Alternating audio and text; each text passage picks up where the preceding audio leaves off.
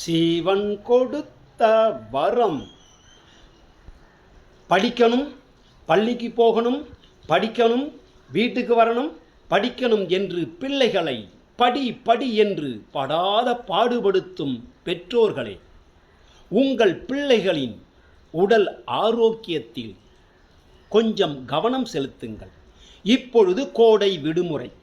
இந்த விடுமுறை நேரத்தில் உங்கள் பிள்ளைகளின் குடலை, வயிற்றை சுத்தம் செய்யுங்கள். இரவு அசைவம் கலக்காத எளிய உணவு அரை வயிறு கொடுங்கள்.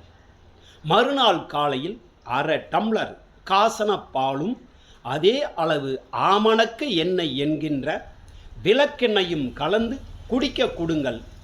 பால் குடிக்காத குழந்தையாக இருந்தால் இரவு வடித்த கஞ்சி தண்ணி அரை டம்ளர் அதே அளவு ஆமணக்கு எண்ணெய் என்கின்ற விளக்கெண்ணெயை கலந்து குடிக்க கொடுங்கள்.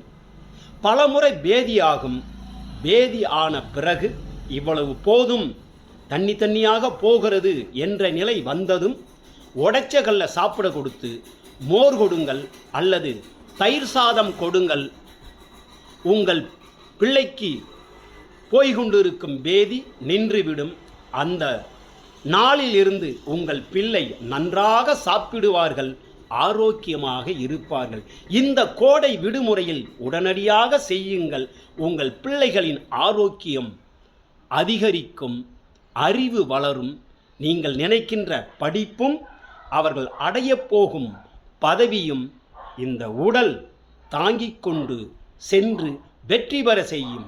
சித்தர்களின் ஆசீர்வாதத்தோடு சிவன் கொடுத்த வரம் எல்லோருக்கும் சொந்தம்.